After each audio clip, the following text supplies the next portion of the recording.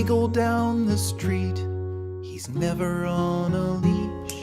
In every car that passes by, he chases like a freak. I was puzzled, so I asked him what he'd do one day if he caught himself a big old Chevrolet. And he said, I don't have a clue, but how many of us ever really do?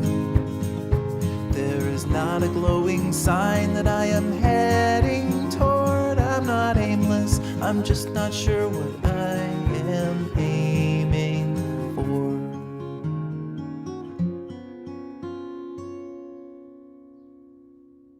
My stupid little cat thinks her tail is a rat. She chases it in circles till she splutters out of gas. I told her it's impossible to catch that tail, that no matter what she does, she'll always fail.